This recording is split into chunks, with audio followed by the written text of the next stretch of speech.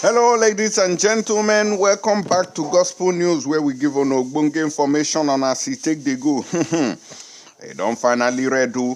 They say that a criminal gang is forcefully initiating people in Imo State, and the IPOB has come out to say that they are not part of those group of gunmen doing that.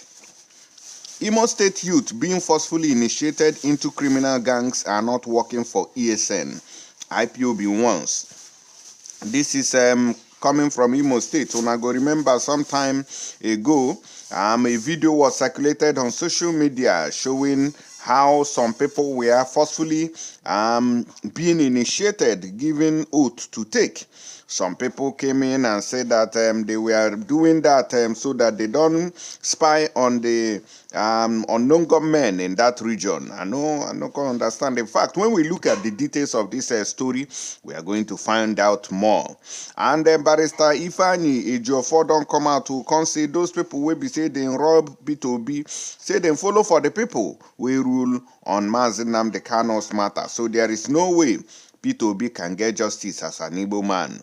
Renowned justice who gave unpopular ruling against Mazi Nnamdi Kanu is same member of Presidential Election Tribunal, lawyer Ejiofor says.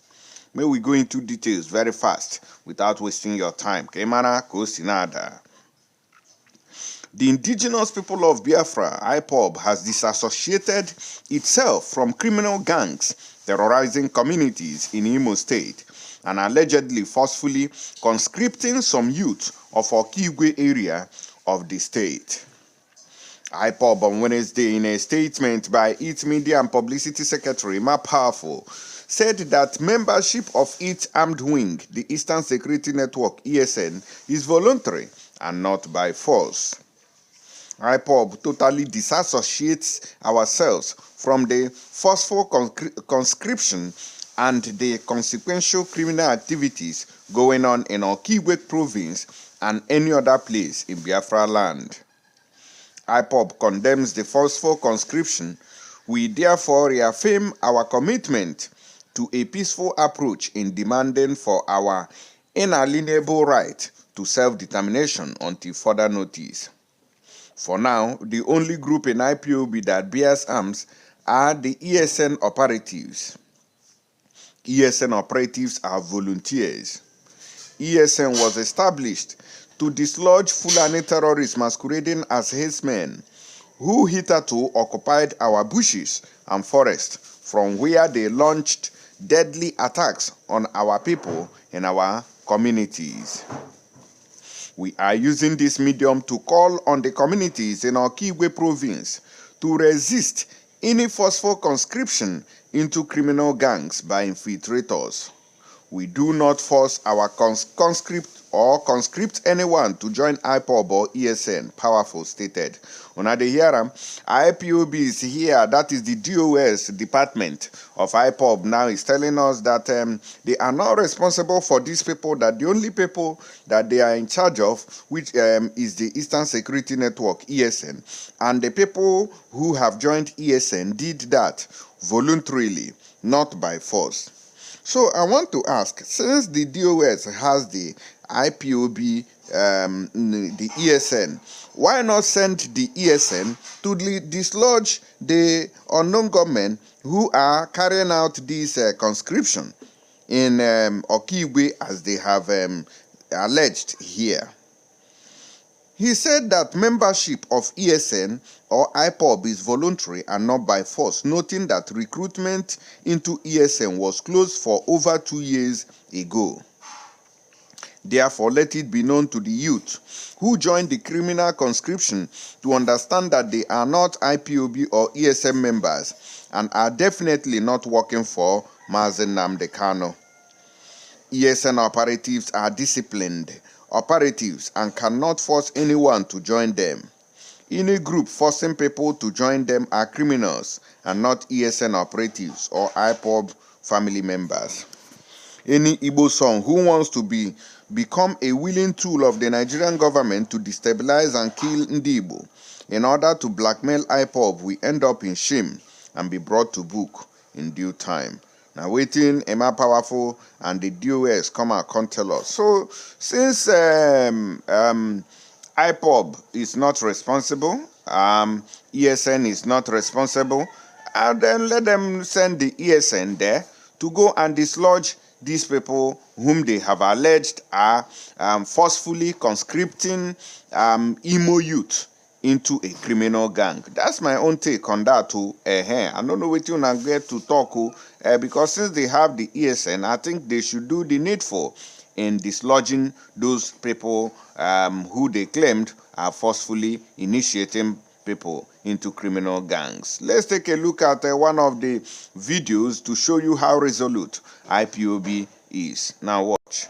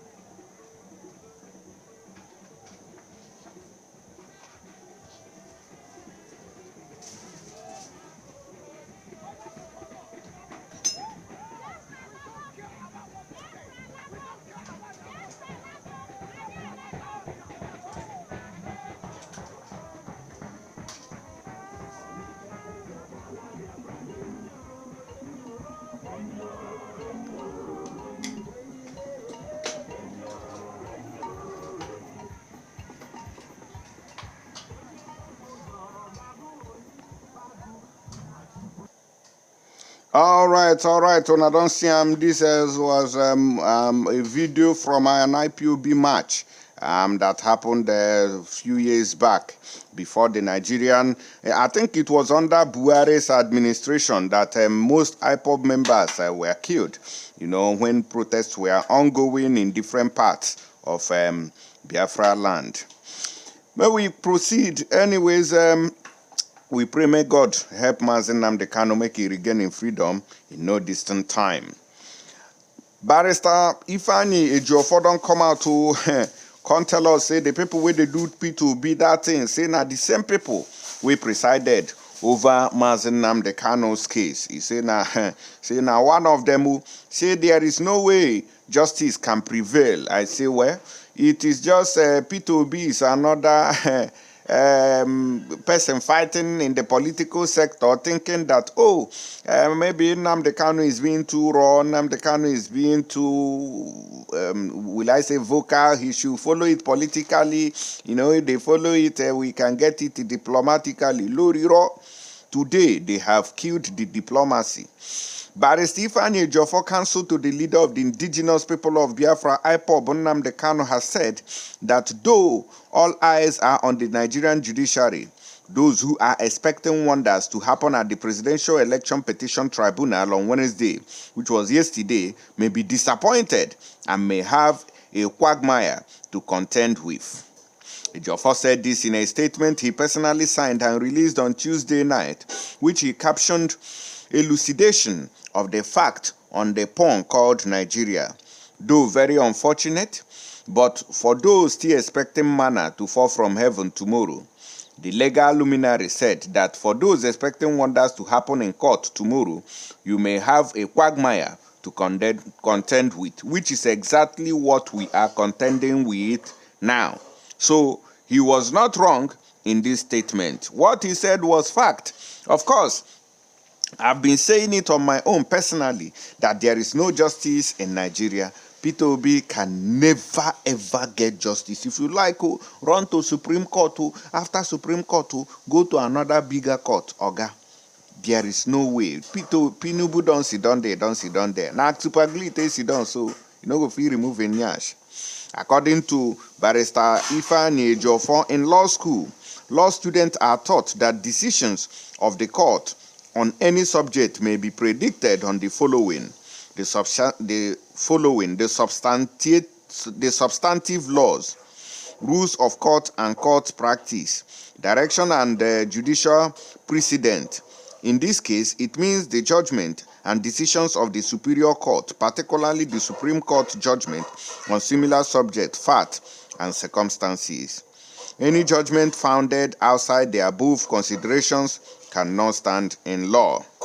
Ejiofor recalled that October 13, 2022, the Intermediate Court in the land, the Court of Appeal Abuja Judicial Division, delivered a unanimous landmark judgment in an appeal filed by Nnamdi Kanu, wherein the Court of Appeal discharged Nnamdi Kanu of all the frivolous charge filed against him and consequently directed the federal government to release him unconditionally. The penultimate court proceeded to prohibit Nnamdi Kanu's further detention in any detention facility in Nigeria and forbade Nnamdi Kanu from being tried again in any court in Nigeria on any offense whatsoever. The penultimate court did not stop at that. The learned justices of the Court of Appeal unanimously reprimanded the federal government for their act of lawlessness in the way Nnamdi Kanu was abducted in Kenya and extraordinarily renditioned to Nigeria. They further declared it as an egregious violation of the extant laws, local and international, by federal government of Nigeria. That was under the Obonkonyano Ogoro, where they call Muhammadu Mbuhari. Now this one they happen. Curiously, on the 24th October 2022, a different panel of justices of the same Court of Appeal was constituted, which sat and consequently granted an unprecedented order staying the execution of Nnamdi Kanu's constitutionally guaranteed right to personal liberty, intrinsically staying the execution of the same judgment and far-reaching orders made by the same court. The same court that ruled that Mazi Nnamdi Kanu is a free man, that he can go to his papa and mama house. Another group of people went through the backyard, came out and said that no, we are not letting him go. We are not allowing such execution to happen.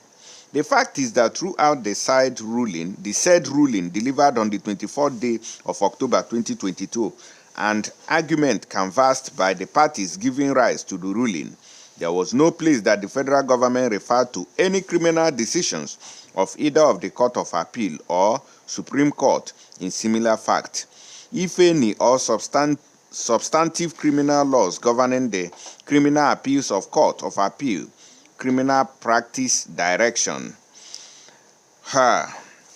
Then Mazi Nnamdi Kanu should be a free man by now. If not for the same man who is ruling for this P2B's case now, that came out with a new panel and said that they are not going to allow Mazi Nnamdi Kanu to be set free. Rather, they stayed the execution of the ruling that Mazi Nnamdi Kanu is free to go to his home. Nigeria, I reason for now, the wuru and the wayo is unimaginable. And there is nothing anybody can do about it. The only solution is for people to go their separate ways. For Biafrans to go their mama houses, Oduduwas go to your country, while the northern people form their Arewa Republic. That will be the only case and solution. So, but for P2B to say, they go here, they go Supreme Court, they go Court of Appeal, all those things are jargons and babash. It cannot yield any positive fruit. May we still bet in case you are here. I'll see you guys on the next one. Thank you and God bless.